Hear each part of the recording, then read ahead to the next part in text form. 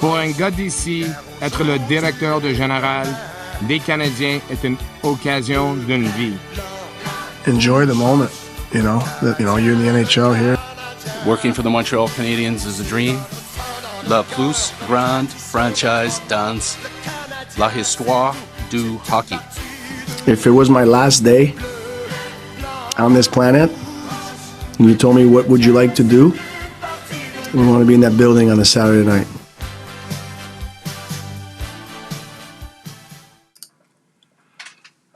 Me too, Marty. Mostly Marty. I can't imagine a better place to be other than maybe here with you guys here tonight for another episode of HABS Therapy Day. Guys, welcome to the show.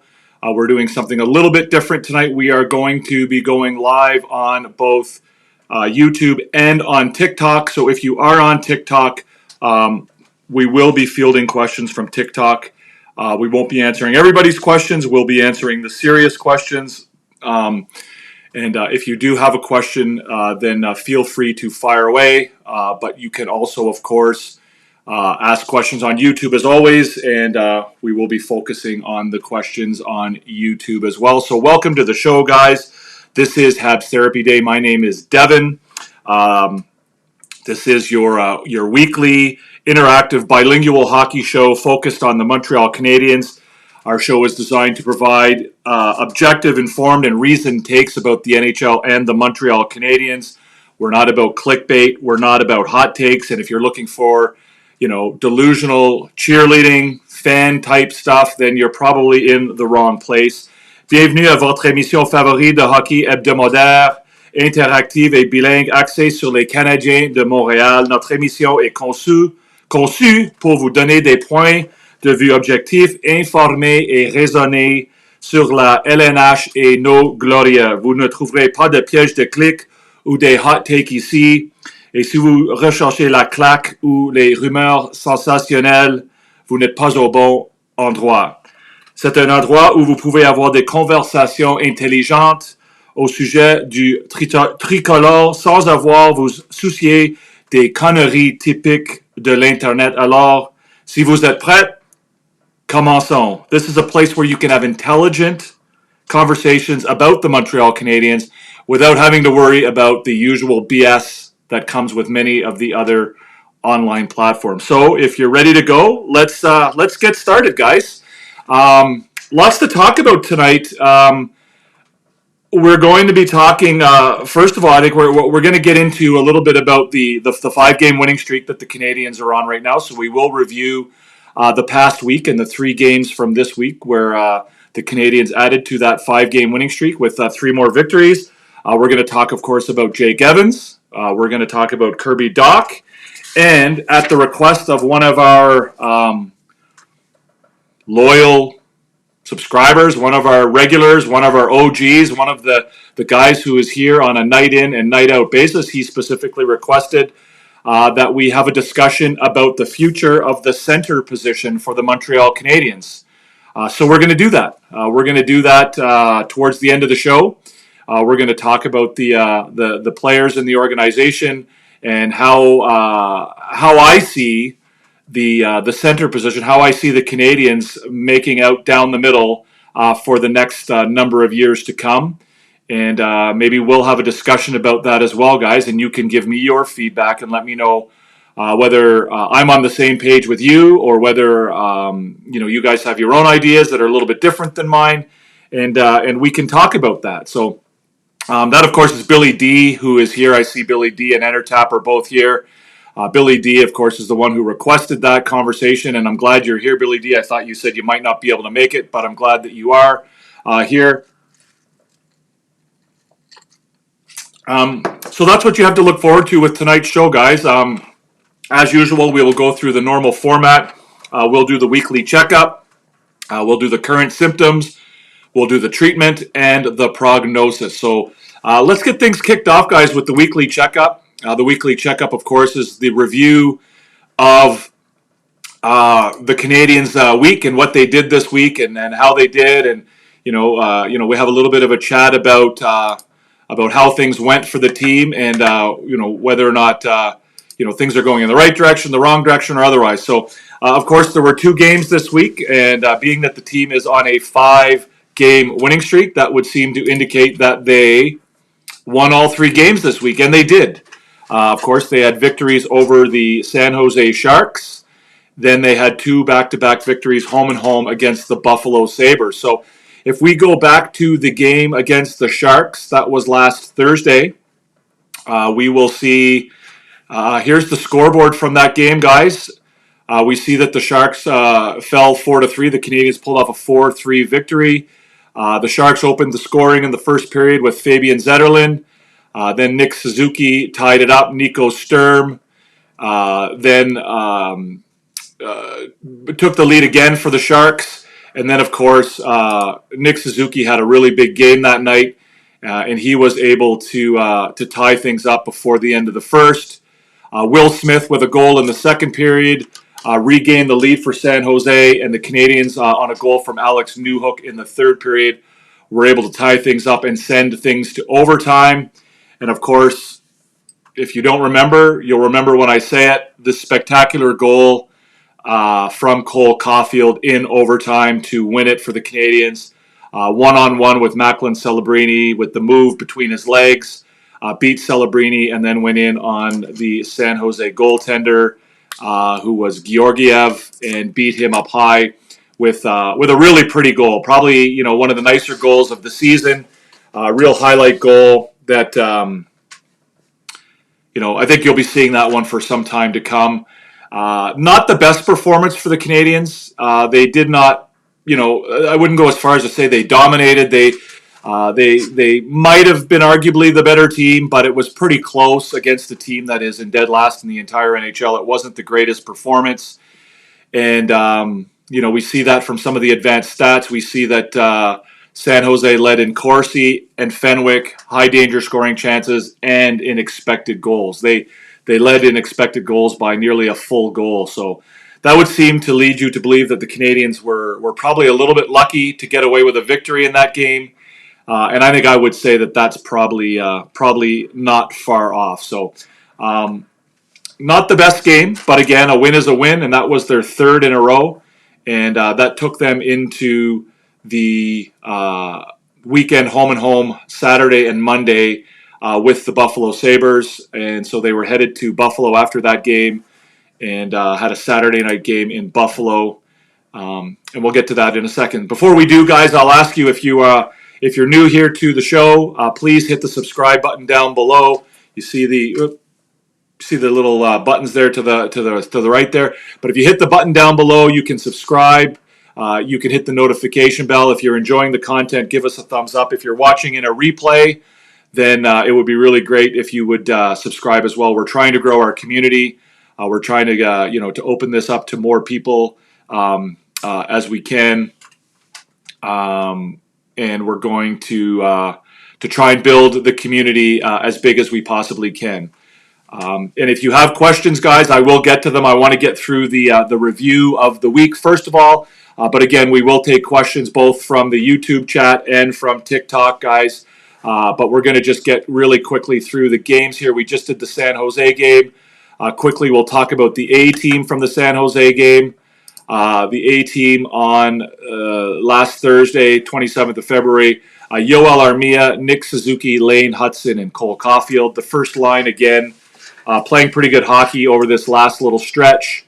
And so you see both Suzuki and Caulfield in that conversation for the A team. The A team, of course, is the stars of the game that we award at the end of the games on the HABS After Dark show.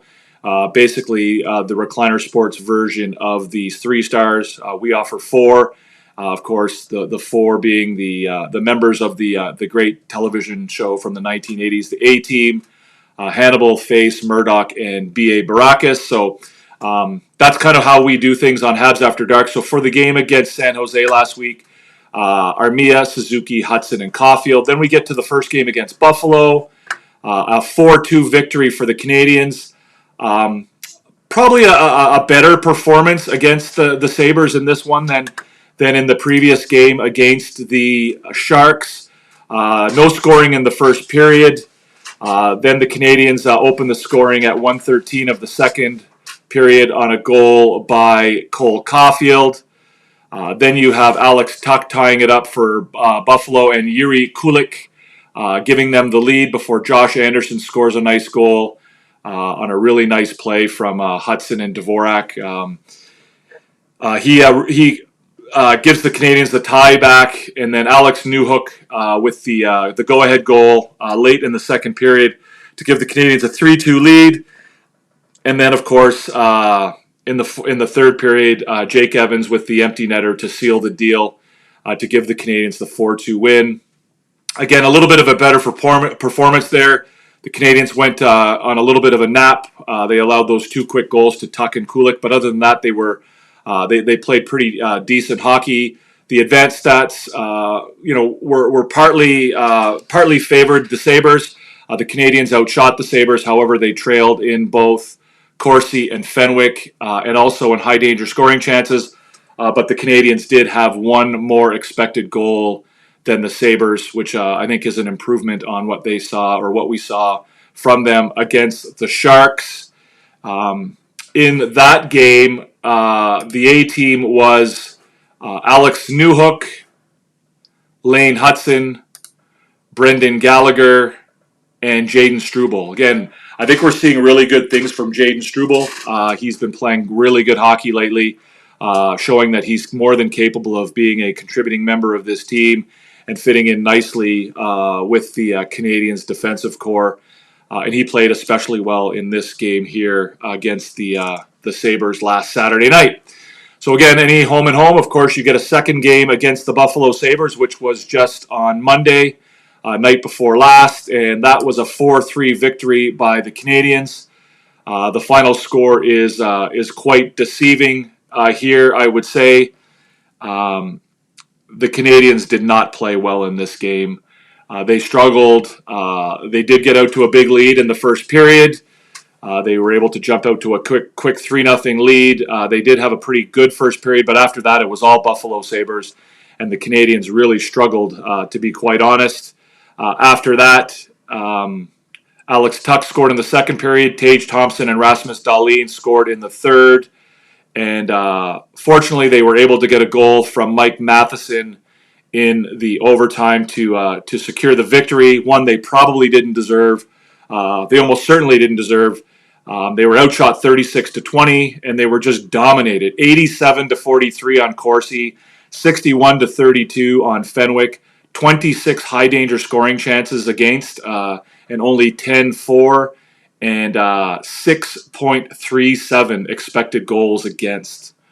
Right, that's, I think, maybe the biggest number I've seen all year. I could be wrong on that, but that expected goals against is as big a number as I've seen all year, and just 2.51 in their favor. So, again, it's a 3-0 week for the Canadiens. So again, you can't really complain about that, I suppose. But quite frankly, if that's, what we're going to get, that's what we're going to get. And, we can't really complain about that, I suppose. But again, this was not the greatest performance that the Montreal Canadiens could put on the ice. This is a situation where they got lucky a little bit. We certainly saw them lose games in the beginning of the season that they maybe deserved to win. And this is maybe them being a little bit more mature and winning some of those games where they don't play well. But this certainly is not a team that's firing on all cylinders. It's a team that needs to find itself a little bit if it's going to continue a push towards the playoffs, which I think is still probably a bit of a long shot, frankly. But they're getting wins, which I guess is the bottom line. But they're not going to get wins like that, playing like that against some of the better teams in the league. They may be able to pull things like that off against teams like San Jose and Buffalo, but they're certainly not going to be able to do that, tomorrow night against Edmonton. Edmonton will certainly put a beating on them if they don't show up with a little bit of a better performance. So, as far as the injuries on the team are concerned, We have one addition to that list, of course. Everybody knows that Kirby Dach has been placed on the injured reserve for the remainder of the year. He had another surgery on his right knee, which of course is the same knee that caused him to miss the entire season last year. So he will not be back this season. Unfortunately, it's it's tough news, right? It's a tough situation, and it's too bad that he continues to have some bad luck when it comes to injuries. He continues to be a little bit snake bitten as far as that's concerned, and he's a young kid pursuing his dream to be an NHL hockey player, and it's sad to see a kid like that face as much adversity as he has. Michael Pezzetta, I believe, has made his return. He obviously hasn't played any games yet, but I believe he's back at practice, even though he is still listed as being day-to-day with a lower body injury. Caden Gooley remains out of the lineup with that severed or lacerated quadricep muscle that he suffered against the Winnipeg Jets on the 28th of January. Apparently, his recovery is progressing nicely, so that is good news. However, I still think he is a ways off from getting back in the lineup, although there has been some talk this week about the possibility that he could get back before the season ends. Carey Price, of course, remains out and on the LTIR, and I don't expect that we're going to see him this year or any time. I think that once his contract is up, we will see him retire.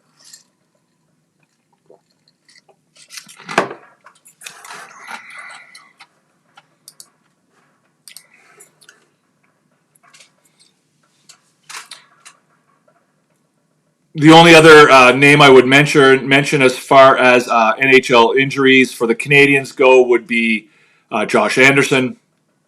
Josh Anderson is not on the injured reserve list. However, if you've been watching the games, you've certainly noticed that he is struggling physically and is dealing with one or several injuries, and that he's playing through them, which I guess is admirable. I always have mixed emotions when I see guys playing through injuries like that. On one hand, you're glad to see that they're doing that, and that they've got a commitment to the team. But on the other hand, there's some concern there that maybe they're shortening their career on the other end, right? Shea Weber, of course, was a great example of that. Everybody praised Shea Weber for being so tough and doing all of those things. To stick it out and make it in the lineup, and then of course, unfortunately, he had to retire well before his time because he didn't take those the time off to recover from some of the injuries that he had early in his career and even late in his career, I suppose. Welcome, guys. I see you there, Hayden. I see you guys on TikTok. We will be taking questions, so fire away, guys. If you have questions, let me know once we get through the weekly checkup. We'll certainly look at the questions and address them and start some conversation. So I'm happy to hear from you. Let me know. Am I happy Evans is back? Absolutely. Absolutely happy that Evans is back. Let's have a quick look here at the wild card standings, guys, and then we'll get to your questions. Of course, we have the Canadiens are in 5th place right now, or actually tied for 4th. With the Ottawa Senators. The Senators do have that game in hand, so technically they would be in 4th and the Canadiens would be in 5th. However, the Canadiens are just 1 point behind that second wildcard spot that's currently held by the New York Rangers. There are, as you see, 2 teams between them and that spot, so they would have to leapfrog both the Senators and the Red Wings in order, well, obviously the Rangers as well, to get to that wildcard spot. But again, that's a better spot than they were a week ago. They continue to move up. A 5-game winning streak will do that for you. And it looks good. Obviously, I think it's still a bit of a long shot for this team to make the playoffs, but they certainly have shown a capacity to play well enough to be there when they're playing their best hockey.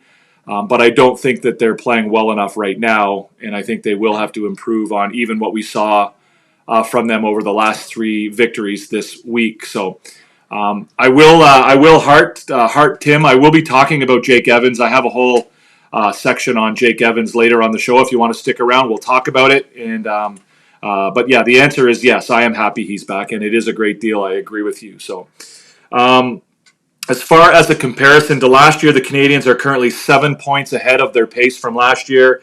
Last year they had 24 wins, 28 losses, and 10 overtime losses with a .468 winning percentage at the same time in the season after the same number of games. So they are 7 points ahead of that right now. Their winning percentage obviously is substantially better. They also were a minus 45 in the goal differential last year at this same time.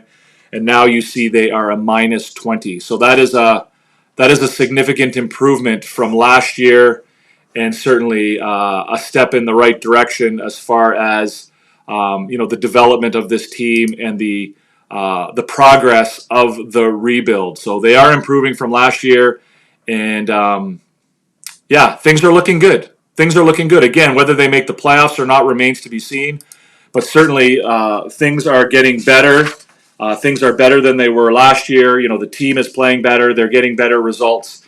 And we're seeing individual players play better. And, as things start to come together and they get a little bit more consistency, I think we'll see that continue to improve. So Hayden wants to talk about Quinn Hughes. Okay, Quinn Hughes is doing it right now. I think he needs to sit and deal with the injury right now. Yes, playing through injury. So I always have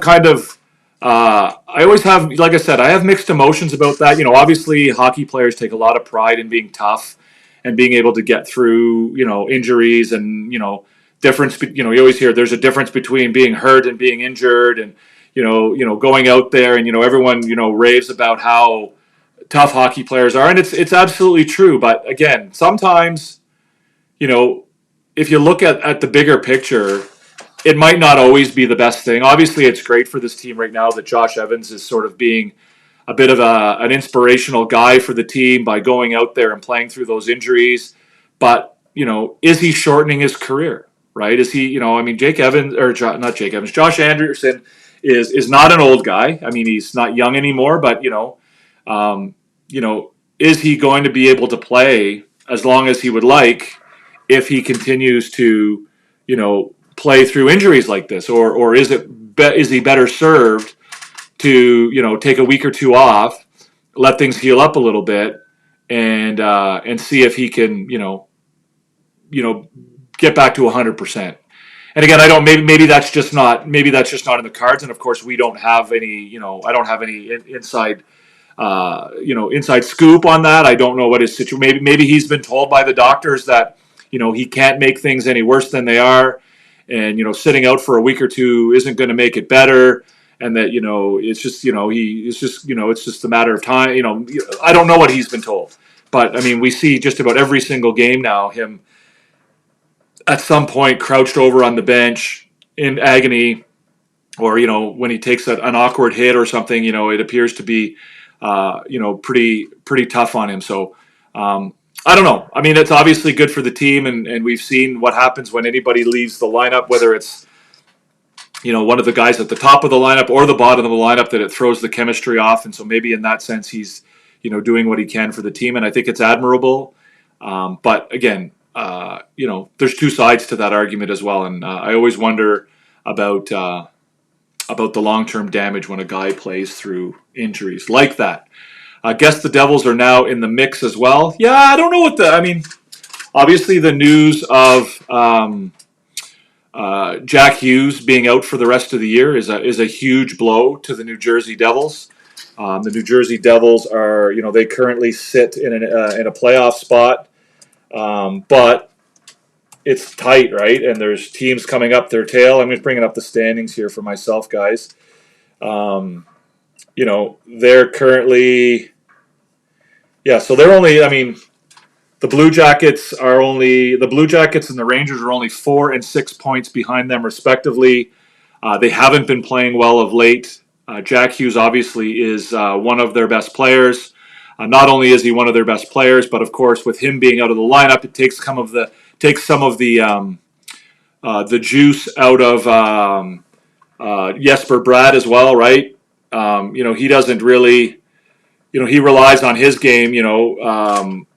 Quinn Hughes makes him a better player. So he's a big player there. Like he's an important piece. Like it's not just his own production that the team will miss. It'll be the impact that he has on some of the other guys, right? So Jesper Bratt's contributions and his production will likely suffer from Jack Hughes's absence and so on, like down the line. So it's tough. It's a tough one. Is Hamilton out as well? Yeah. So there you go. I mean, Hamilton would be one of their better defensemen. I don't know that he's as much of a loss as Jack Hughes is, but that's tough, right?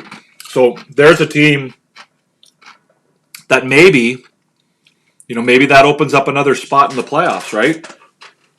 If they slide far enough, maybe that's another team that slides out of the playoffs and opens up another spot for another team to slide into, whether it's Ottawa or Detroit or maybe Montreal.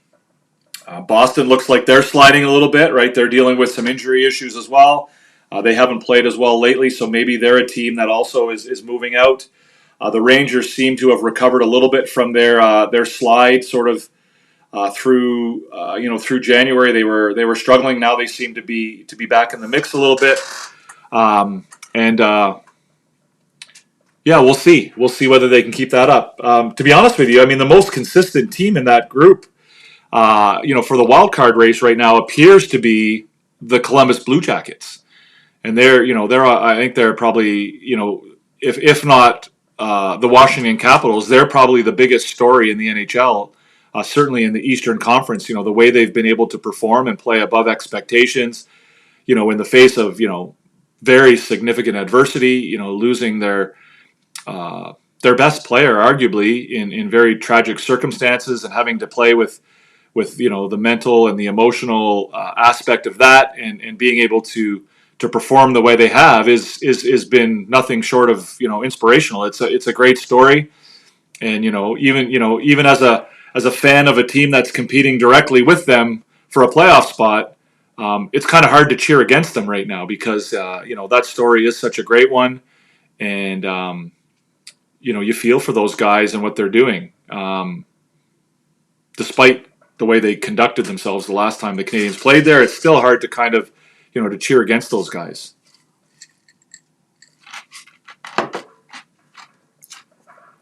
So let's get to the current symptoms component of the show, guys. This is the section of the show where we talk about sort of the relevant topics of the day related to the Montreal Canadiens, and right now this week, obviously, the Kirby Dach situation, it being announced earlier this week that he would miss the remainder of the season and that he was having surgery, or he had surgery already on his right knee, the same knee he injured last year that kept him out of the lineup. That's obviously a big story, but the bigger story, perhaps, I don't know if it's the bigger story, but the more recent story, of course, is the re-signing or the contract extension for number 71, Jake Evans. So Jake Evans signs a 3-year contract extension to stay in Montreal.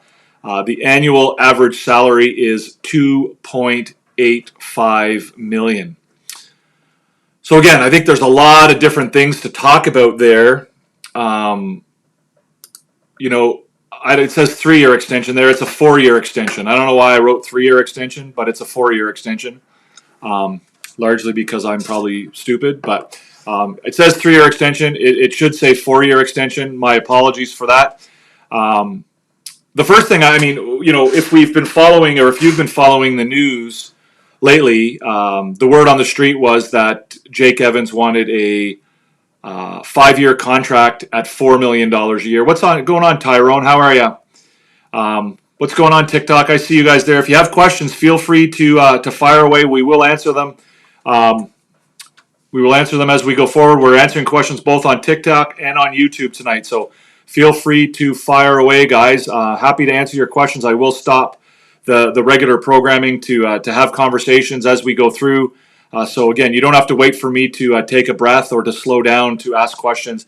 Just put them in the comment section, and I'll address them as the time comes up. So, yeah, like I said, if you were following the news, guys, you would have known that he was looking for a 5-year, or it was rumored that he was looking for 5 years at $4 million a year. Apparently, the Canadiens were offering him less than that, obviously. And frankly, I kind of thought that I did think they would eventually reach a deal. I said so on the show last week. I said so with Entertap and Coach Frenchie on Habs Nation, that I thought that they would reach a deal, and I kind of thought that it would be somewhere around, 3.25 to 3.5 over 4 years. And for them to come in at 2.85 over 4 years, I think is a huge result. It's great for the Canadiens. It does so much for the team. I think having Jake Evans on your team, it anchors the fourth line for the foreseeable future. Florian Jacki is fighting right now for the Laval Rocket. For those of you guys that are interested in that, he's fighting a guy named McKinnon for Utica. The Canadiens lead, or the Laval Rocket lead 1-0.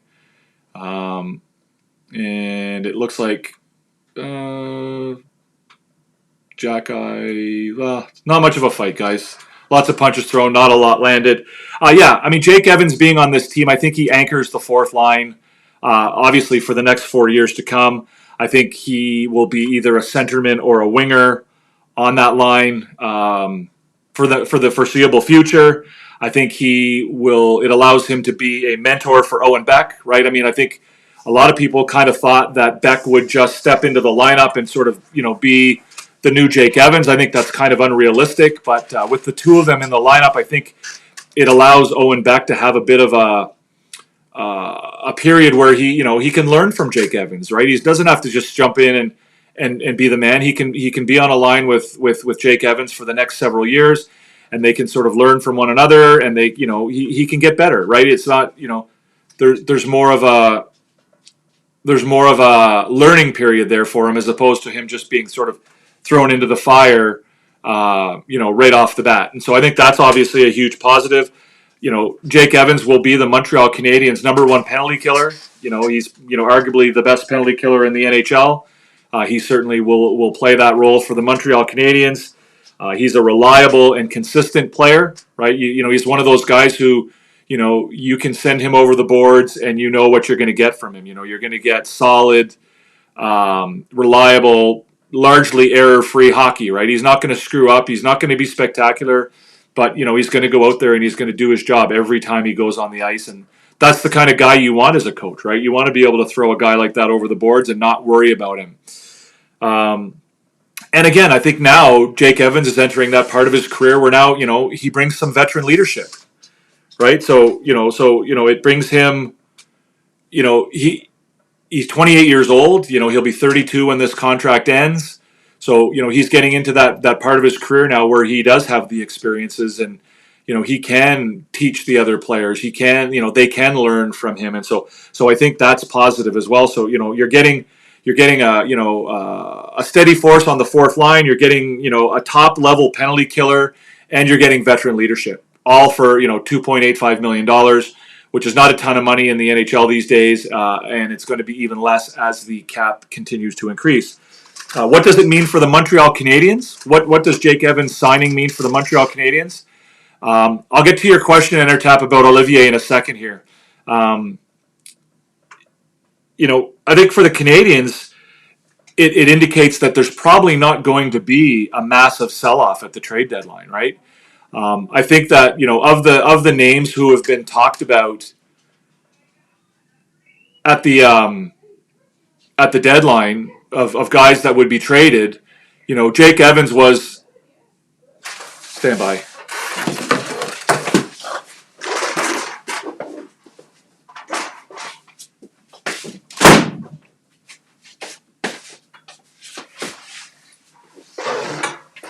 Of the guys that are being talked about being traded at the deadline, Jake Evans was the one who would be the biggest sell-off, right? He would be the one that I think they would miss the most. He was the one who they could least afford to lose for nothing.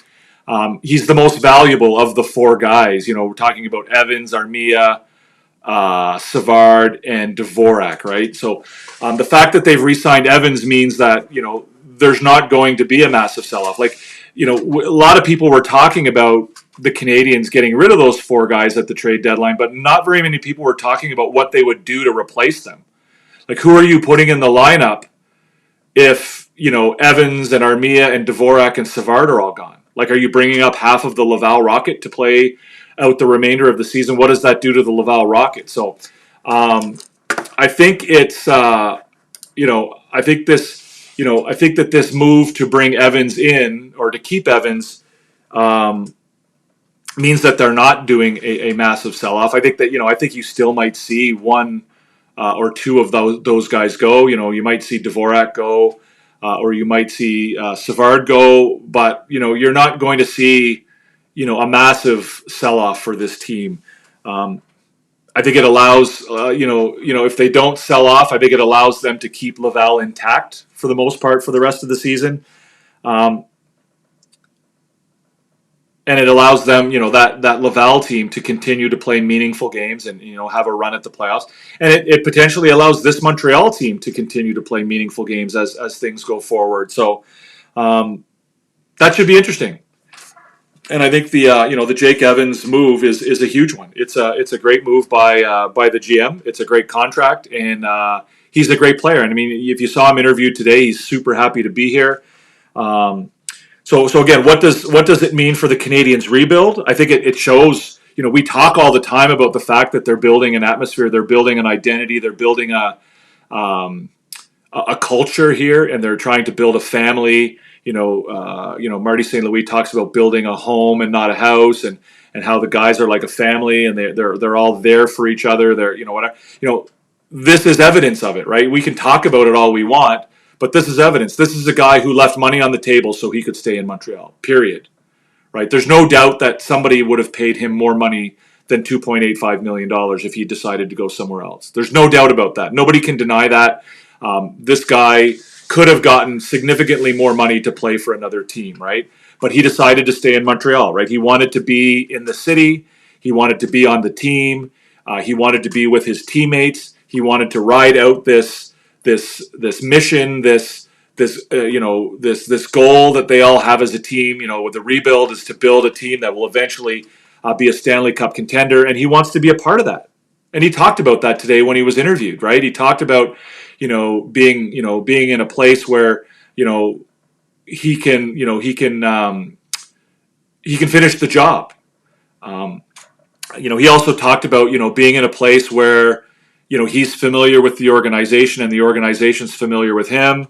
All these things, right? And so again, when we talk about the culture and making Montreal a place where players want to play and players want to be, whether it's guys who are here and free agents or players from other places that you might want to bring in as a free agent or in a trade or whatever, it's evidence that it's a place that they want to be, right? And that's a great sign, because now otherwise it's all talk, right? And now it's something tangible. We're seeing an actual player who has decided that he's willing to he wants to be a part of this and is willing to give up money in order to do it.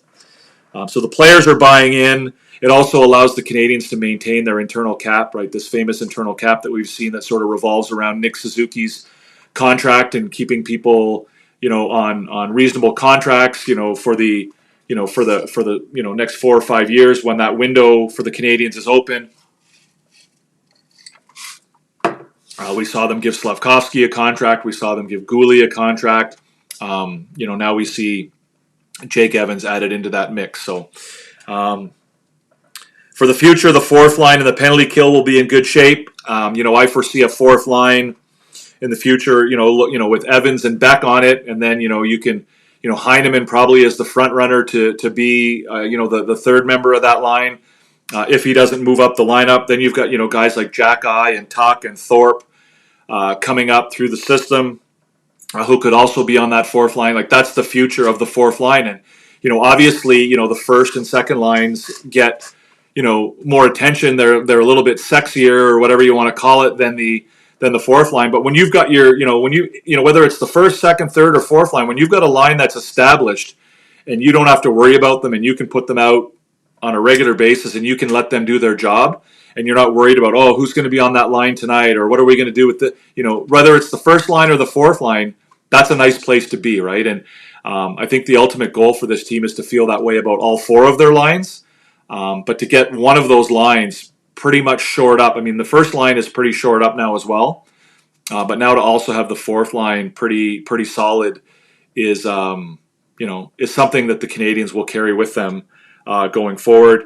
I think he also, eventually guys like, Brendan Gallagher and Josh Anderson will eventually, move out of the way. And then, guys like Jake Evans will become, the leadership of this team, along with Nick Suzuki and guys like that. Canadiens the Laval Rocket just scored another goal. I thought that it might have been Reinbacher, but it looks like Reinbacher got the assist. Let's get to some questions here, guys. Intertap says, thoughts on the Olivier contract today? I don't like it, actually. I think it's a bad contract for.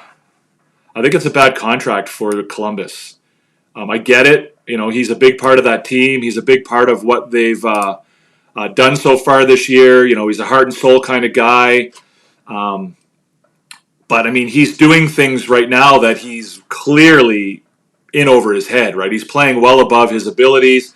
The idea that he's going to be this kind of player for the next 6 years is kind of crazy. Hey, Jeevan, what's going on?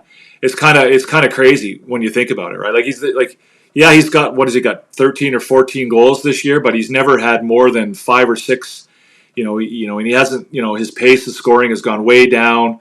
Obviously, he brings other aspects to the game, but guys who play his style of hockey, don't typically age too well. They don't play. This contract will carry him to 35 years old. Oh, Reinbacher's in a fight. Holy smokes. This game's getting out of control. Typically, guys like Olivier don't play the same kind of hockey when they're 34 and 35 years old. So I think it's a contract that, it is only $3 million, which I guess is not a huge deal. But, I do think it's a contract that will probably age poorly. I do understand that, like I said, that he's a heart and soul kind of guy on that team. But again, I'm just not. I'm not convinced that it's the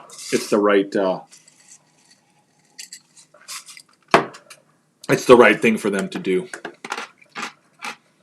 Intertap, fantastic deal for Hughes to sign Evans. What's going on here with Reinbacher? Is he being thrown out of the game? Stand by. I got to check this out, guys.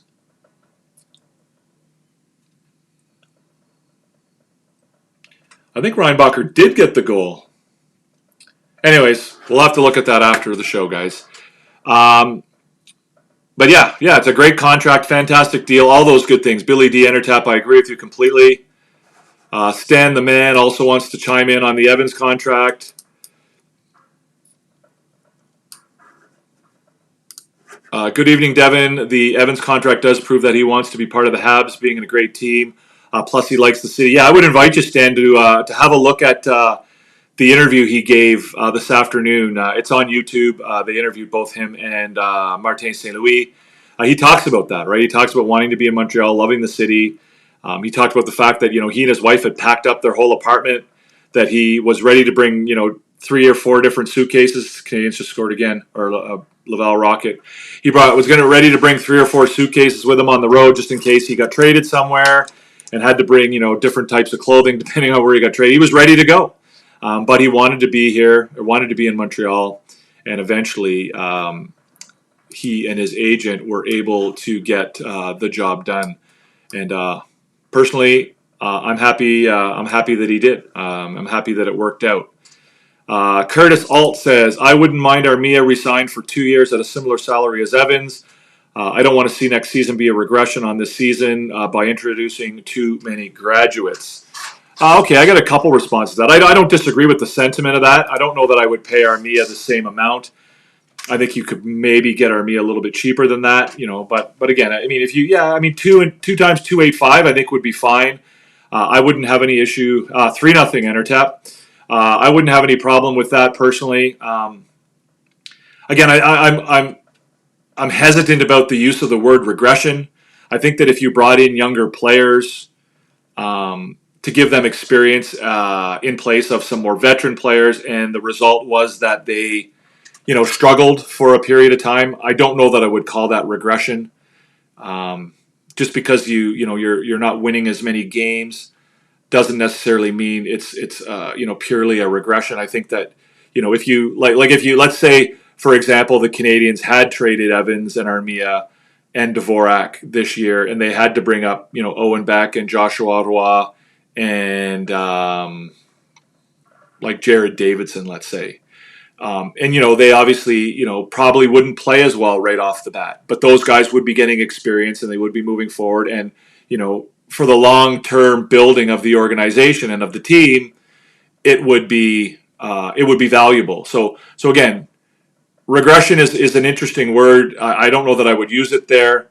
I think that as long as the team continues to develop its young players and continues to, to get better, whether it's, on the scoreboard or otherwise, then I don't really consider it regression. So Farrell, another sissy, just also had a major giveaway to give up a goal for Utica. So let's get to our chat about Mr. Doc. Kirby Doc, of course, has been ruled out for the rest of the year. It's a terrible break, right? Again, regardless of what you think about the player and whether you think he was bad this year or he stunk or he was this, that, or the other thing, I mean, the only real reaction to hearing that Kirby Doc had another knee surgery and will miss the remainder of the year is sadness. If you feel any other way about it, then I just don't understand why you're a fan of this team. I don't get it. He's a 24-year-old kid who's living out his dream to be an NHL hockey player. He, has faced multiple adversities and roadblocks along the way. He's been injured many, many times, not his fault. I mean, you can't blame injuries on him. He has an extensive injury history. He's a very good hockey player, despite what, a lot of people want to say about him. He's a very good hockey player. He had the wrist injury at the World Juniors when he was supposed to be the captain. He missed that entire tournament. He missed 24 games in the 2022-23 season. He, of course, as we all know, suffered the ACL-MCL tear in the second game of last season and then missed the entire season. Came back this year and, of course, struggled to find his way a little bit this year. Was very inconsistent. Showed signs at times of playing better, but never really got fully on track. I don't think anybody would disagree with that. But again, if you don't like, whether you like him or not, whether you think he played well or you think he played poorly this year, the only human response to hearing about this injury is sympathy. Sympathy for this kid who, may have suffered a career-ending injury, right? And at 24 years old, he may be looking at abandoning the one thing that he's worked to do since he was probably 7 or 8 years old. And so for me, that's my, obviously there's other things to think about when it comes to his injury. But again, it's sad, and again, I know there's a lot of people that don't like Kirby Doc and that he's a whipping boy for a lot of people who don't believe he's good enough to be on this team and certainly not good enough to be the second line center. But, regardless of all of that, the fact that he's been injured is a sad thing. So, what is Kirby Doc's future with the Montreal Canadiens? I don't know. I mean, we're being told that he will be able to return in time for the beginning of next season. So he'll be back for training camp next year.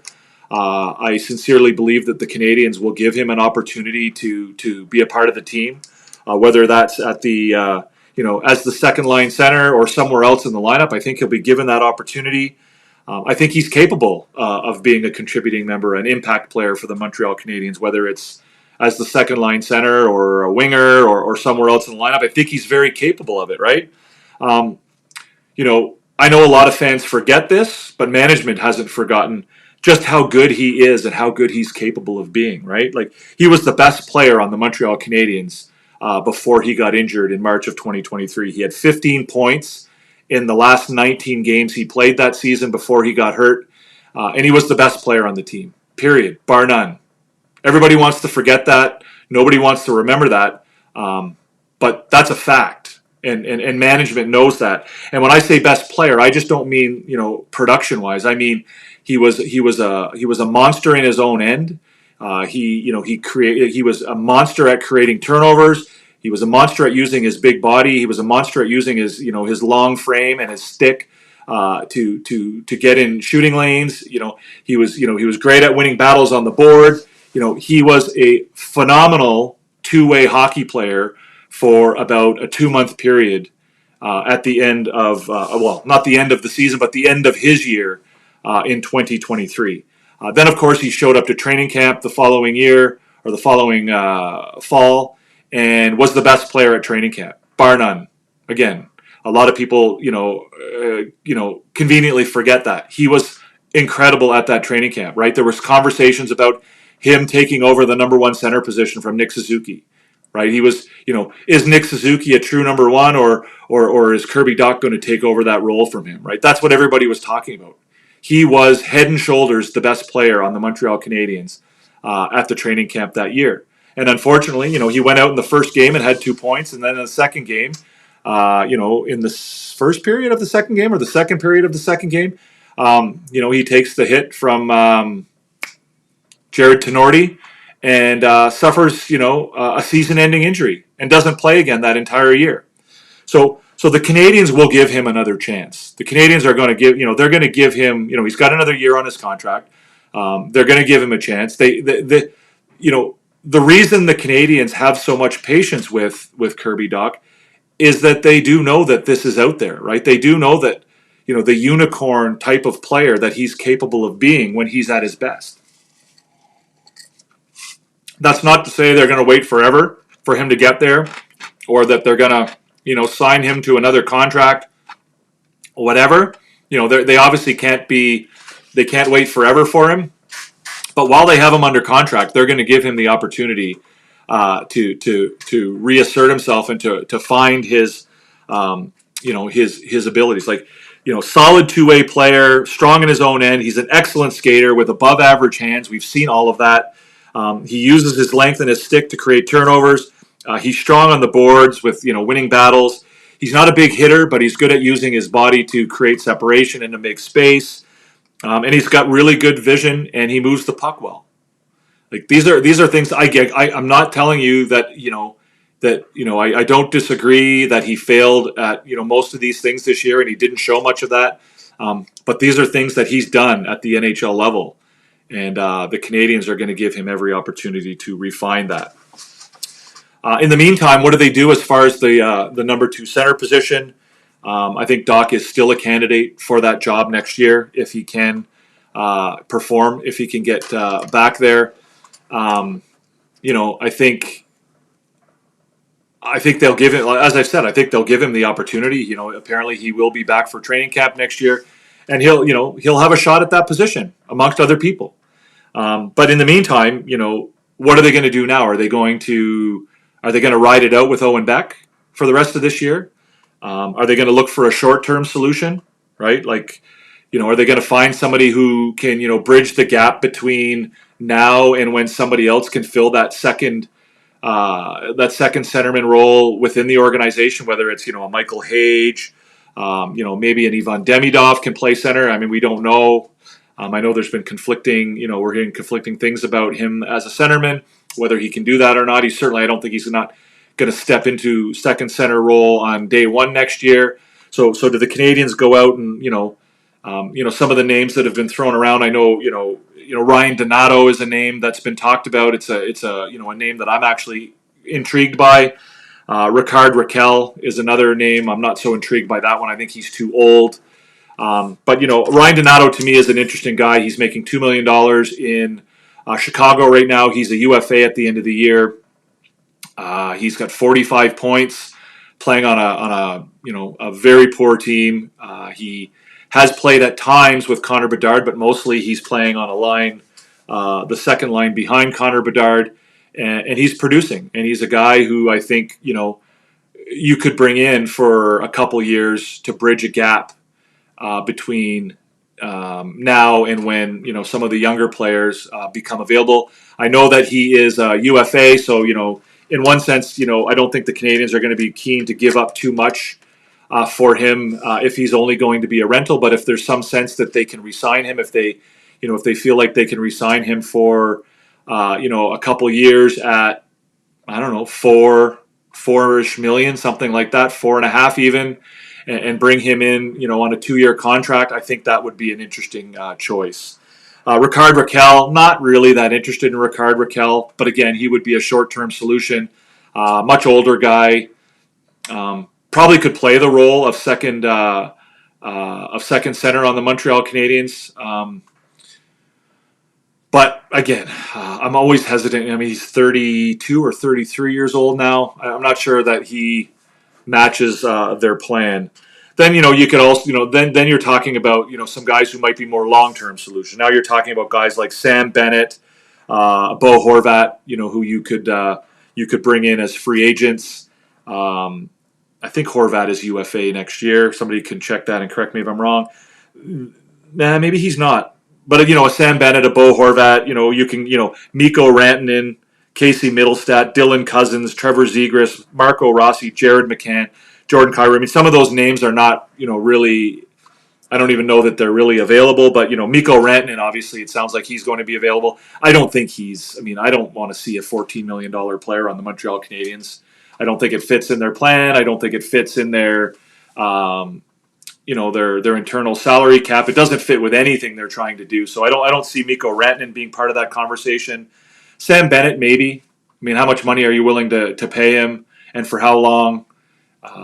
He's 28 years old, I think now, 27 or 28. So are you signing him to a 7-year contract until he's 35? I don't know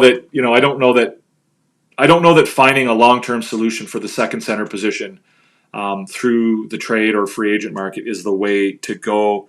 Middlestat, I think, would be more of a short-term solution. Dylan Cousins, I'm not sold on him. Again, he might be more of a short-term solution. But again, I don't feel like Dylan Cousins would be a sure thing by any means. I think he could very easily come and be a disappointment. I don't hate the Trevor Zegras idea, assuming you can get him relatively cheaply. I think that he brings a lot of interesting things to the table. I think his failures right now in Anaheim have much more to do with conflicts that he has with the organization and the management and coaching styles over there. I still think he has a ton of talent that I think could be opened up in Montreal by somebody like Marty St. Louis, and by giving him the opportunity to play with guys like Cole Caulfield, one of his best friends. I think that would be a huge benefit. I know I'm in the minority as far as that goes with Trevor Zegras, but I think he would be an interesting guy worth taking a risk on if you could get him at a decent price. Marco Rossi, again, an interesting guy, probably cost you too much, and do we want to have another 5'9", 5'10" forward in our top six? Probably not. Jared McCann, I think, would be a good option. Again, depending on what the price is and how long you get him for. Jordan Kyrou, I don't even know if he's really even out there in any real meaningful way. Obviously, he would be a great addition to the team, but again, I don't know that he's even available that way. So, and then is the answer already in the organization, right? Do we already have that guy in the organization? Is it Sean Farrell? Maybe not. Again, another smaller guy. Do we want to add another smaller forward to the top six? Philip Majar, currently injured but playing well. Joshua Roy, probably not. Maybe in the short term until Michael Hage comes along. So again, it's interesting. Oliver Kapanen, probably not. Probably more suited for a third line role, at least in the long run. So, and then the draft next year, right? It looks like the Canadiens are going to have some decent draft picks. Do they go after a centerman? And if you look at the draft rankings going in, there are a lot of centermen available at the very, very top of the draft. Which might not work for Montreal because they might not be picking that high in the draft, right? Like in the top 10, there's about 6 really, really good centermen. But then after number 12, it kind of drops off, right? There's no longer, so many centermen. Like you got Elliot Desnoyers, you got Anton Frondel, you got Roger McQueen, you got Jake O'Brien, you've got Michael Misa. I don't think Michael Misa is going to be in the picture. So you've got, those guys who, maybe one of them slides to, where the Canadiens end up drafting. And if they can, add a guy like one of those guys to the mix, then maybe, do they move up? Do they put their 2 first-round draft picks together and trade it so that they can move up in the order? Who knows? So finding a 2C is going to be a really interesting conversation for Montreal. What are they going to do in the short term? What are they going to do in the long term? What are they going to do for the rest of the season? Are they happy to ride the season out with Owen Beck in that spot? Would they prefer to get Owen Beck back to Laval? I don't know. I really don't know what they're going to do. I think we'll find out on Friday, and it'll be interesting to watch. It'll be interesting and fun to watch. Unfortunately, injury mode is off. It is what it is. Yeah, it's unfortunate. It's sad that he doesn't seem to have much luck when it comes to injuries. Stan the Man. It's good to see that a 7th-round pick is a valuable player to the Habs, a true diamond in the rough. I hope Evans continues doing well with the team. Yeah. I mean, again, it speaks to whoever was involved in drafting him. It speaks to, the organization's ability to develop him. It speaks to his hard work. It speaks to his loyalty to the organization. All of that stuff. Doc should play the wing next season, potentially align with Laine, and Demidov will do him good, I think is what you meant to say. Yeah, again, I don't think we need to put I don't know that we have to put any sort of restrictions on where he plays next year. I think he goes into camp with a chance to prove what he can do and see where he fits in the lineup, whether it's on the second line or otherwise. I personally don't find any issue with him playing center. I don't think that he's played any better or worse on the wing than he has at center. Right? It's it's not like when they moved him to the wing, he all of a sudden, looked all, so much better out there. So, again, I just think that, he'll be given a chance, and depending on how he performs, that chance will either turn into, him being the second line center or somewhere else in the lineup or somewhere else. We'll see. If you write it out with Beck to replace Doc, no playoffs, management knows. Interesting to see what happens. I don't think management really, is spending too much time worrying about making the playoffs, to be frank, RDP. I don't know that Beck, I don't agree with your assessment that Beck riding it out means that they don't make the playoffs. I don't agree with that assessment. However, I also don't think that the Canadiens are going to base any of their decision making on whether or not they can make the playoffs this year or not. It doesn't have to be a big name, but it will send a message to the team. Disagree again. Disagree.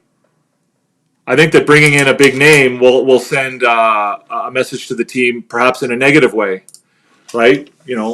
This group wants to stay together. Despite what fans might think about some of the players on this team, they all like each other. And they all get along, right? Whether it's the best players or the worst players or the fourth liners or the first liners or whatever, they all like each other. And so for them, I think they want to play with the guys they have. And that's the message I think they would most likely like to receive. Bo Horvat is signed with the Islanders. So he wouldn't be a trade. Well, he wouldn't be a free agent signing. He would be more of a trade situation. Bennett would be cheaper. Not a lot cheaper, I wouldn't think. He certainly would be for a longer period, right? I think he'd be looking for at least 7 years. McCann has 2 years left at $5 million again, so that would come down to what you'd have to trade to get McCann, right? What are you willing to give up to get McCann? So, I know that you have different ideas, Entertap, than I do about who you would be willing to give up versus who I am willing to give up. I do like the idea of McCann, but I think McCann, again, would be more of a short-term solution. But we'll see. We'll see how it goes. I disagree. This is what kills rebuilds, RDP. This is what killed the Detroit Red Wings, right? Just because you get close to the playoffs doesn't mean that you abandon your philosophies and you abandon your plan. You don't deviate from your plan just because you get a sniff of the playoffs, right? If you've got a rebuilding plan in place, and just because you get close to the playoffs doesn't mean you abandon that plan and abandon the values that have gotten you there, just so you can go and get in the playoffs and get knocked out in the first round. Is to trade assets or prospects or even draft picks just because you feel like you have a chance to sneak your way into the playoffs. It's not the answer. Impatience is the number one enemy of any rebuild, right? Enter Tap's favorite line, right? And it's he's 100% correct. And so patience. It's easy to be patient when you're losing. This is the time when you need to be patient now, right? You need to be patient. When you're tempted to make those moves that potentially could set your rebuild backwards. So I just again RDP, again, maybe look at your own team and see how that's worked out for them, right? When they feel like they've had to go out and make moves. It's patience is a virtue, and this kind of move that you're talking about, or feeling like you have to make that kind of move. I'm not saying that they shouldn't make a move, but feeling like you have to make a move because you're close to the playoffs is what's killed many, many, many rebuilds over the years. I say Hughes should offer sheet Wyatt Johnston this summer since he becomes an RFA. They have the comp to pay for that. Yeah, I think there's probably a few guys out there that they could throw an offer sheet at that would be interesting. What kind of offer would you make to him, Entertap? What kind of qualifying offer, or what kind of offer would you make on that offer sheet? Doc needs to be replaced to have a chance at the playoffs. They don't have it in house. Again, I don't agree with you on either of those 2 points, RDP. One, I don't agree that he needs to be replaced. Two, I don't agree that making the playoffs is driving this team, or certainly not driving management. So again, making or missing the playoffs is not going to force their hand to make a move. They're not going to be desperate to bring somebody in so that they can make the playoffs. And I don't agree that they don't have it in house. Again, I think that obviously Owen Beck I don't think is the best solution in that spot, but I don't agree with you that him in that spot means that they have no chance of making the playoffs. It's a unexpected season-ending injury, needs to be addressed at the deadline, and I think it will happen. It doesn't need to be addressed at the deadline. I guess that's where you and I are going to differ, I guess, RDP. It does not need to be addressed at the deadline. It could be addressed at the deadline, and it might be addressed at the deadline, and it might be addressed positively at the deadline. But the Canadiens are not going to feel pressured into making a move, whether it's an unexpected season-ending injury or not. They're not going to abandon the principles of the rebuild. This is why your team, frankly, RDP, has not been good for the last over a decade, because they don't have a plan, and they don't stick to a plan. Right? They respond to short-term crises by reacting in a reactionary way to a short-term problem. And they don't have a long-term plan that they stick to and that governs the way they operate, right? They're always acting on a case-by-case basis. They're always acting in an ad hoc way to different situations. They're not, they don't have a long-term plan in place, and that's what the Canadiens used to be like, right? That's what Marc Bergevin was like. That's what Régent Houle was like. That's what Bob Gainey was like. That's what all the GMs of Montreal for the last 15 years have been like, and that's why this franchise is in a different world right now, because they're not governing themselves that way. They're not reacting to problems by feeling pressured into making changes or decisions based on the situation that currently faces them. They're willing to miss the playoffs this year in order to achieve the long-term goal, right? The long-term goal of being a Stanley Cup contender. if they don't make the playoffs this year, the season's not a failure, and they're not going to push it. Enter tab.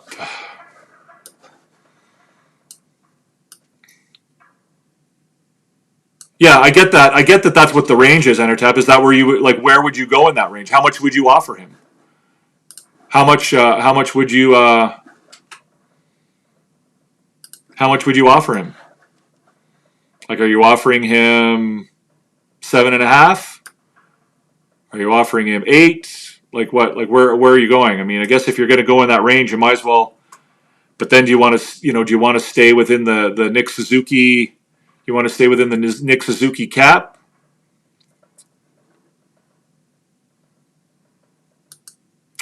RDP says, the team wants to make it. If management brought in just a little something, it would be a great thing for the team, not an organizational change. Give a little, get a little. Well, the players, of course, want to make it. The players are always going to want to make it. The players always want to make the playoffs, and I agree with you. But again, like I said earlier, they want to win with the group that they have, right? This is, we've been talking about this being a family and how close these guys have gotten to one another and how, and so yes, I agree with you. They want to win, and there's no doubt. But the organization as a whole is not basing its, successes and failures on whether or not they make the playoffs this year. They're just not. They're happy with the things that are going right now. They're happy that they're playing meaningful games right now, that these kids are experiencing high pressure hockey in the latter stages of an NHL season. That's what they want to do. Yes, I'm not, again, management could bring somebody in, but again, I don't think they're going to feel compelled to. I don't think they're going to, to use your words, they don't have to, they're not forced to, to do this. If something comes along that makes sense, they'll do it. But I don't think they're going to, to feel like they have to make a move, or that, their season depends on whether or not they can bring a guy in to fill that 2C role between now and the end of the year. It's just not, if you've been listening to Kent Hughes, you just know that that's not what's going to happen. And it's not what should happen, right? Again, they're not going to, they're not managing this team, by knee-jerk reaction like they have in the past. Billy D is not sure Michael Hage is going to be a number 2. Stand by. I'm not sure Hage is going to be a number 2 if we do have a log jam at 3 and 4C with Hage, Beck, Kapanen, Evans, and Mini Wi-Fi. Well, we're going to talk about that, Billy D. At your request, we're going to spend some time talking about the center position. I think it's way too early to make any type of determination about whether Hage is going to be a number 2 or not. I think we're a long ways away from having any clarity on that.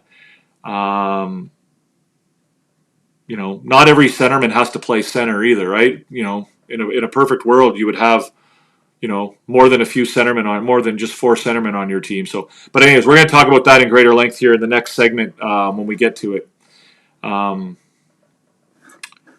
which I guess we'll get to now.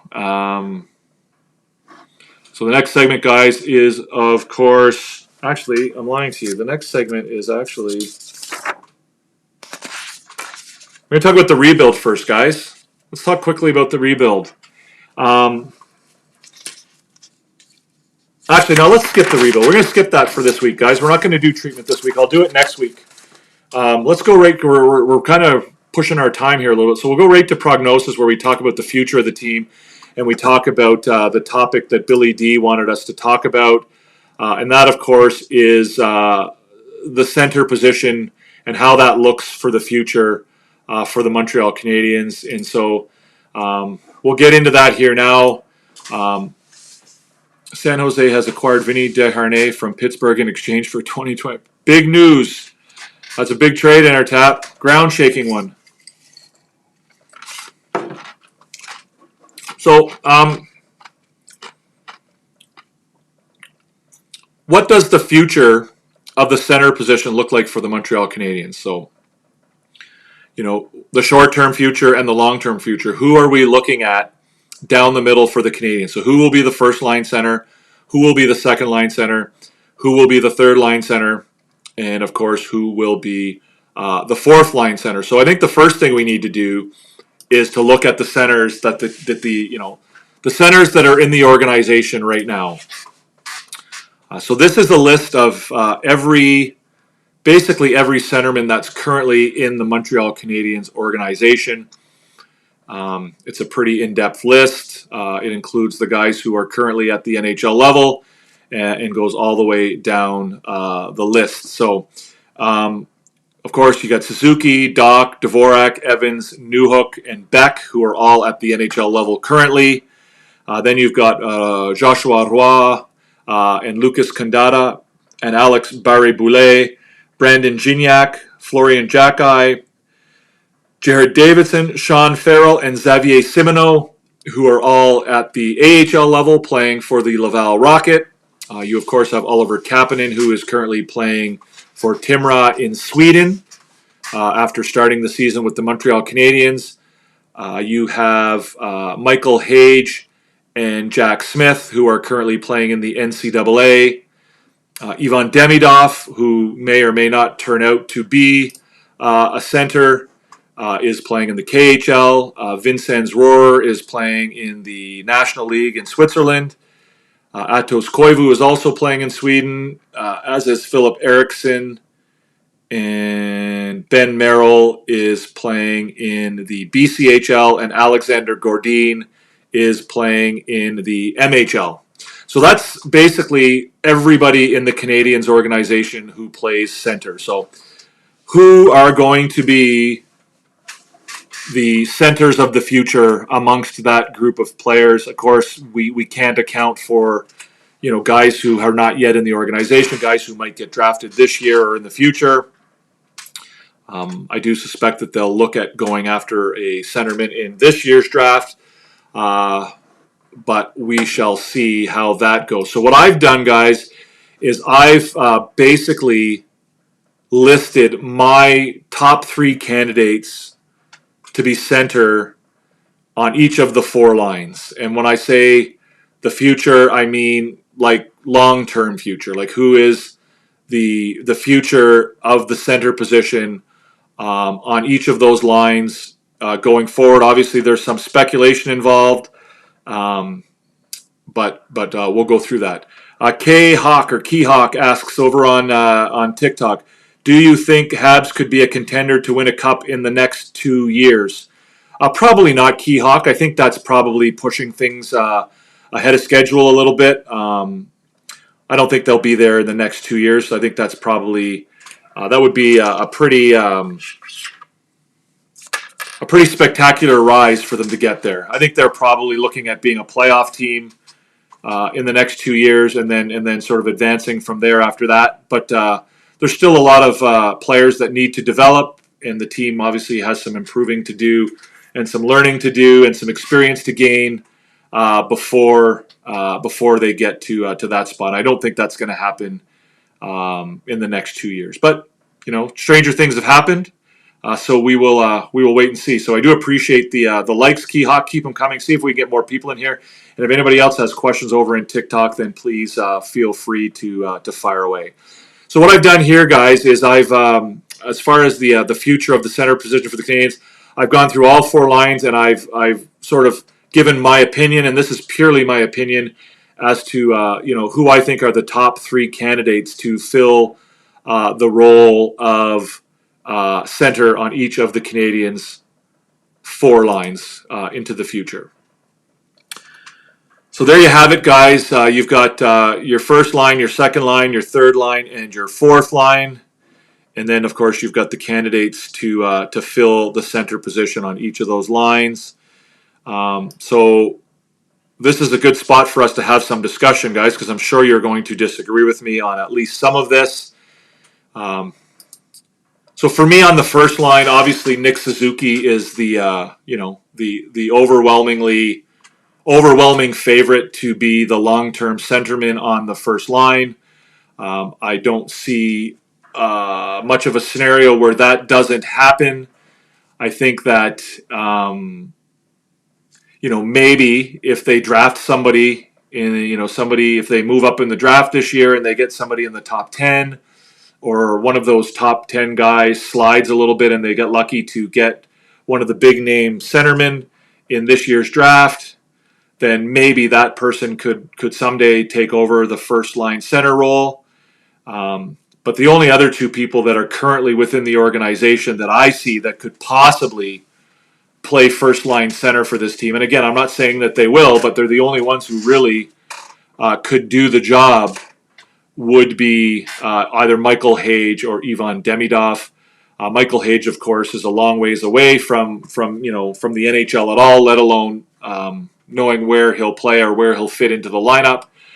So that's kind of pure speculation. But again, I don't see anybody else in the organization that would be suited to play first line center. And again, Ivan Demidov, we've heard,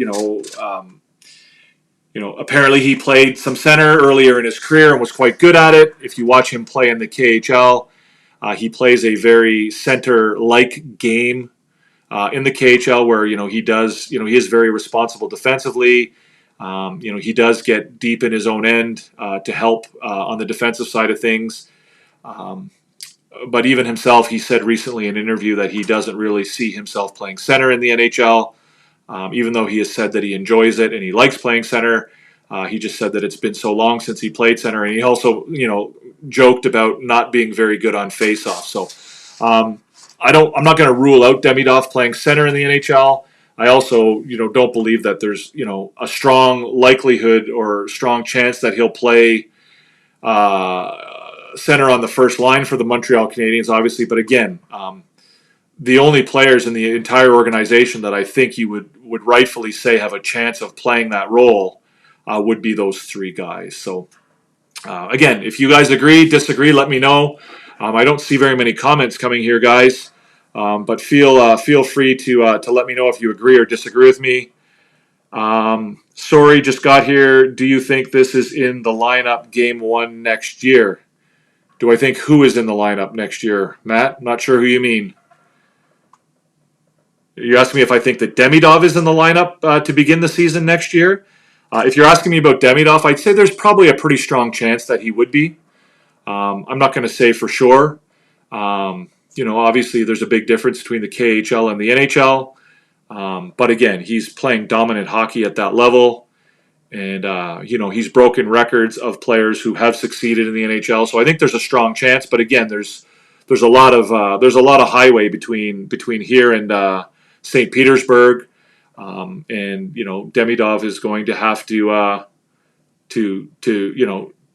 improve and to develop. But again, he's a kid who appears to enjoy working hard, has work ethic, and is willing to do what it takes. So I'm not worried that he won't make it. I just I'm not prepared to put that expectation on an 18-year-old kid right now.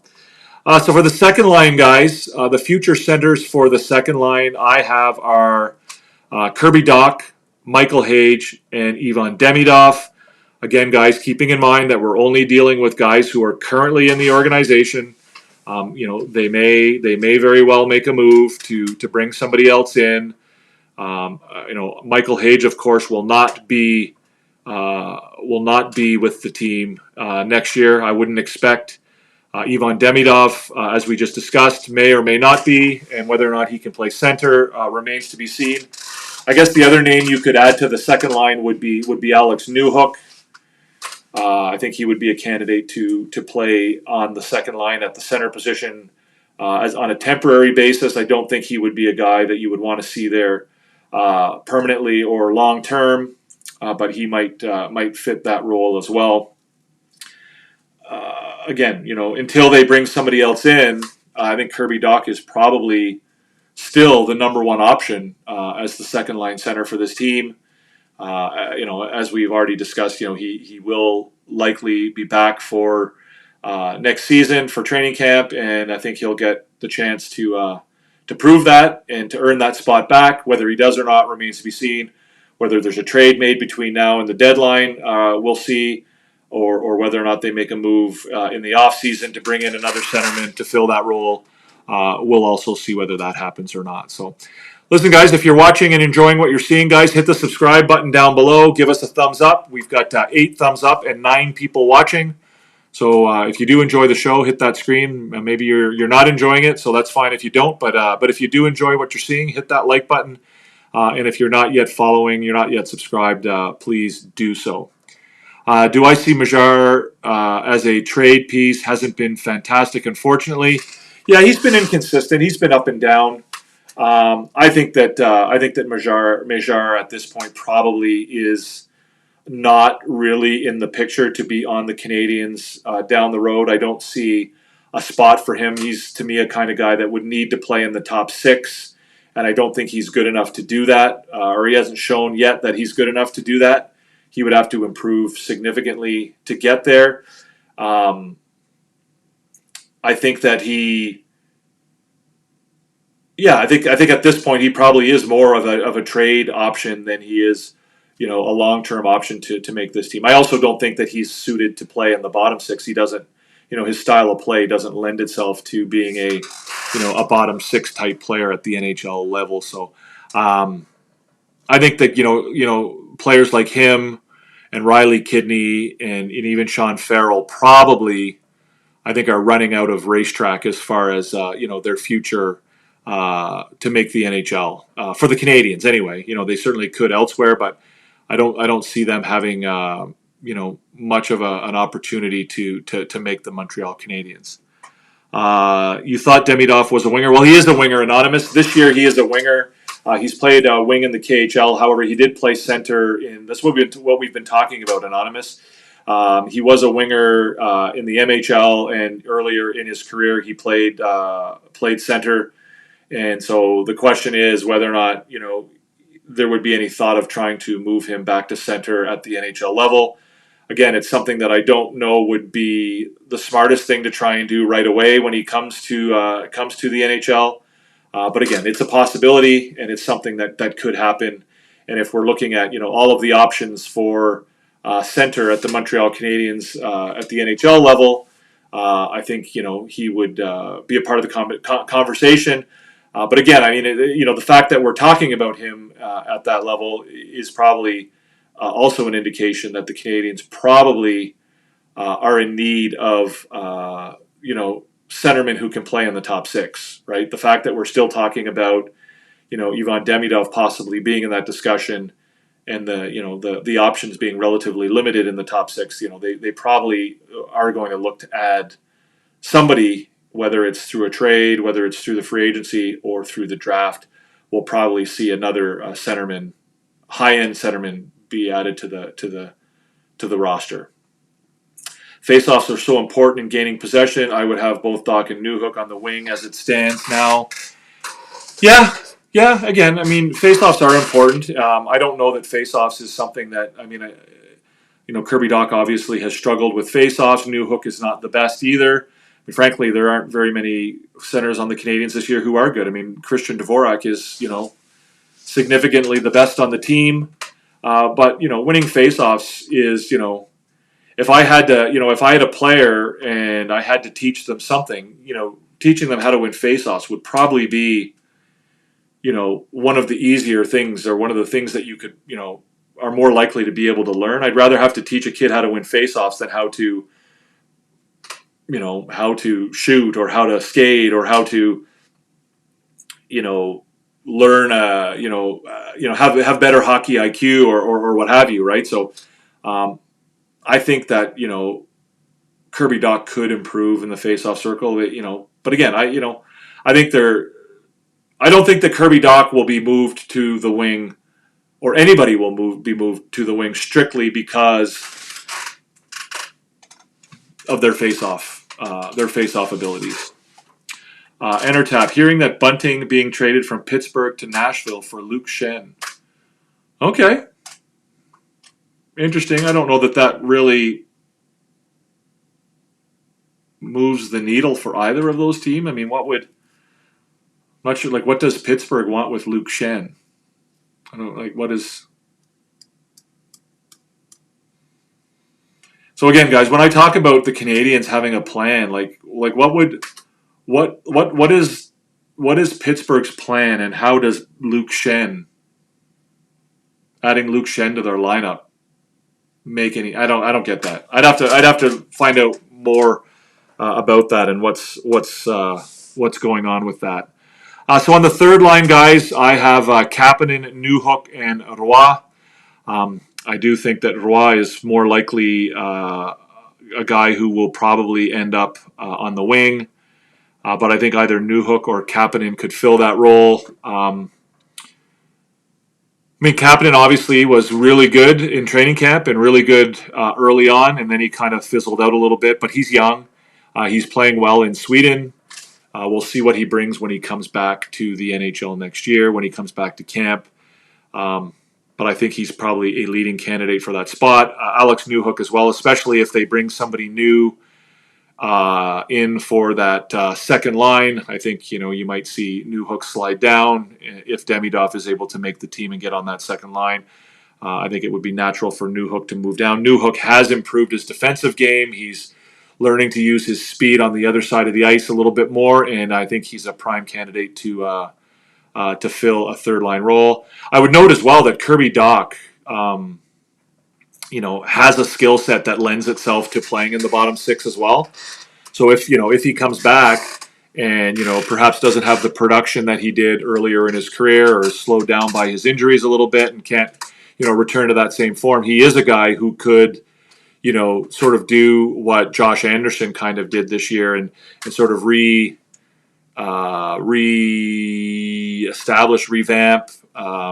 his game to a different type of role.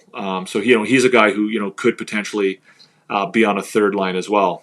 But I'm really interested to see what Kapanen brings next year, and I think it'll be a good battle between him and Newhook. And again, Newhook could play on the wing on that line. Could be really, really interesting.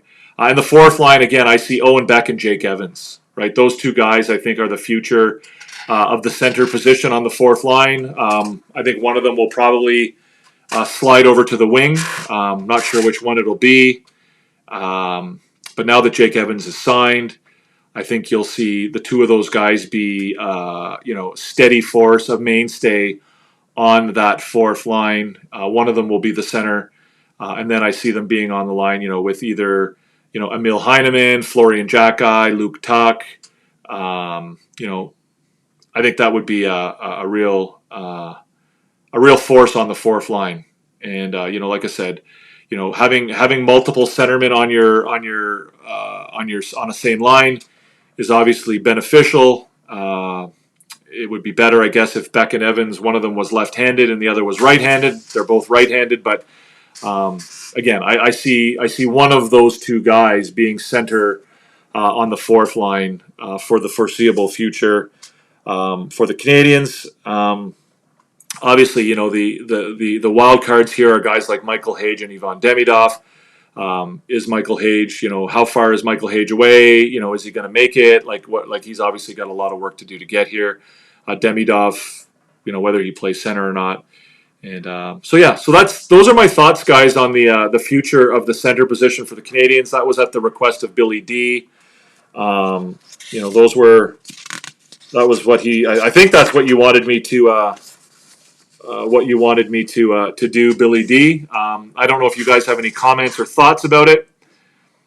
Rainman asks, what about Arber's brother? Does he make the fourth line? Yes, we just said it. I don't know that he'll be the center on the fourth line, but I do think he has a good chance. Florian Jacki has a good chance of being on the fourth line for the Canadiens. As I said, I think Beck and Evans will be regulars on that line for time to come, and then that third position, or that final position on the fourth line, I think you're looking at guys like Jacki, Tuck, Heineman. Obviously, Heineman could move up to the third line potentially as well. That wouldn't be the end of the world. I think he could probably do that as well. Tyler Thorpe as well could be a guy who could get in that role. He's still in junior hockey, so he's got a long way to go. But he's a big, strong boy who appears to have a bit of a talent to put the puck in the net. He's having a good year for the Vancouver Giants. So he could be in a discussion for that fourth line as well. So in answer to your question, Rainman, I think he does fit in the conversation, being Florian Jacki. He does fit in the conversation to someday perhaps be in that fourth line role. So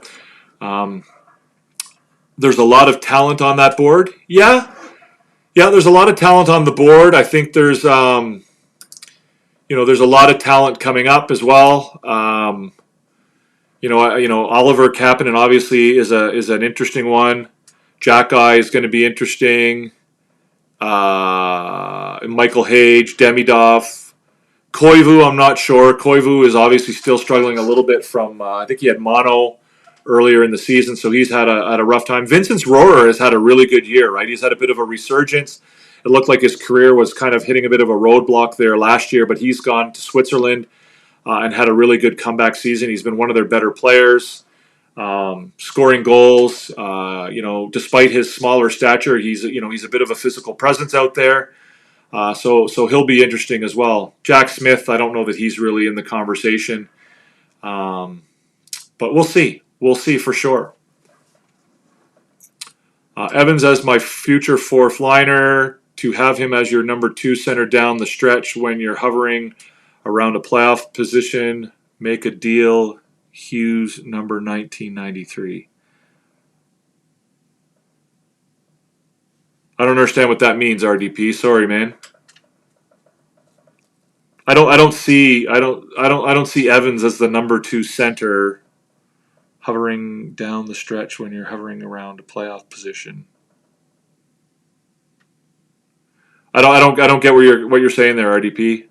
Again, you seem to be making an awful lot of the fact that the Canadiens should be governing themselves based on the fact that they're at or near a playoff position. And again, I can't stress enough that I can assure you that they are not. That making the playoffs is completely secondary to them right now. It's completely secondary to them. Like they're not driven by the need to make the playoffs this year.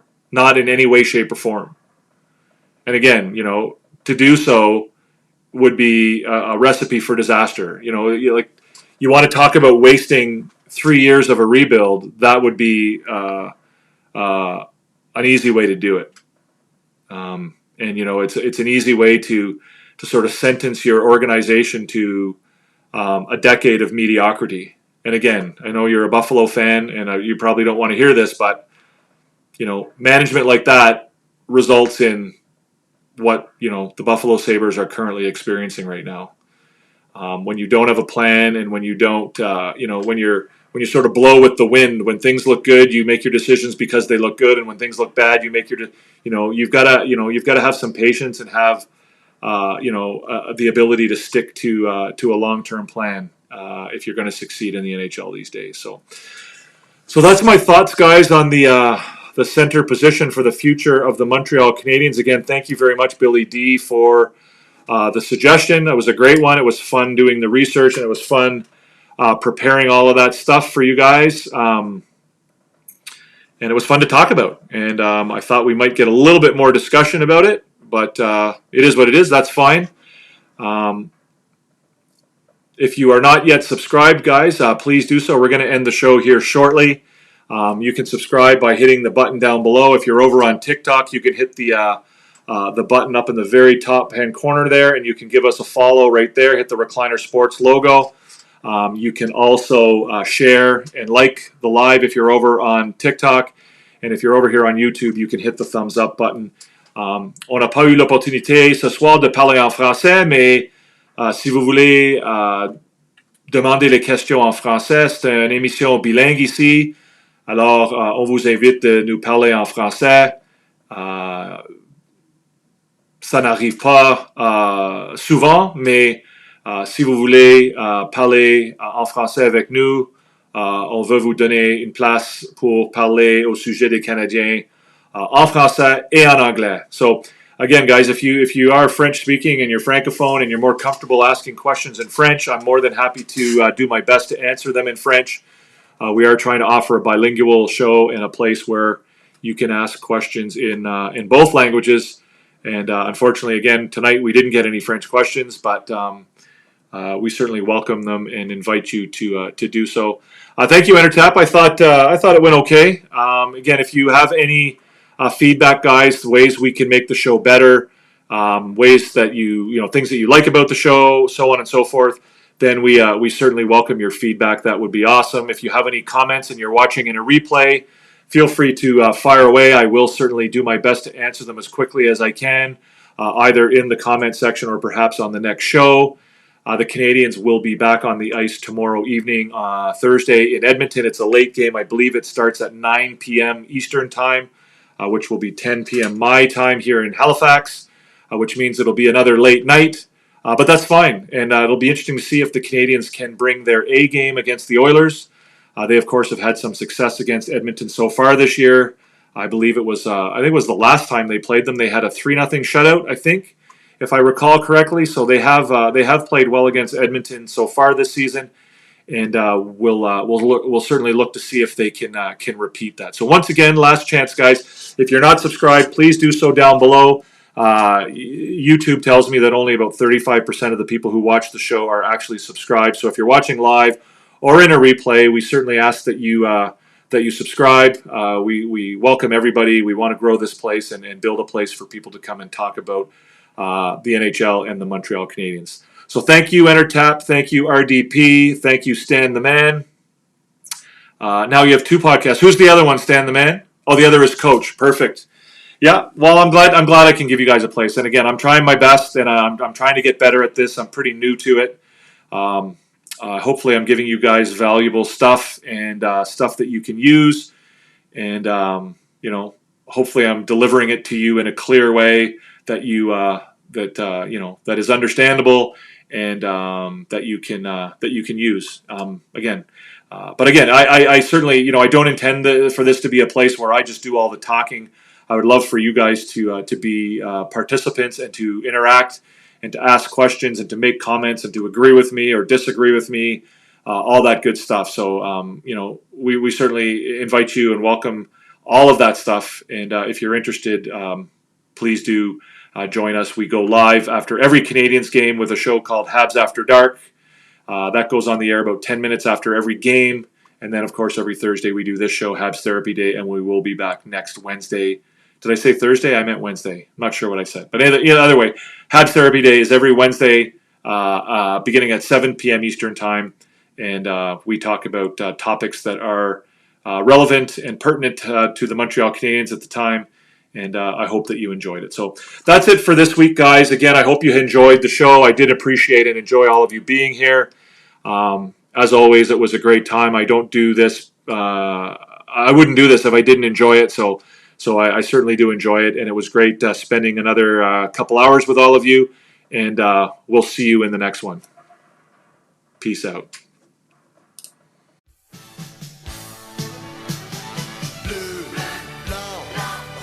Pour un gars d'ici, être le directeur de général des Canadiens est une occasion d'une vie. Enjoy the moment, you're in the NHL here. Working for the Montreal Canadiens is a dream. La plus grande franchise dans la histoire du hockey. If it was my last day on this planet, and you told me what would you like to do, we want to be in that building on a Saturday night.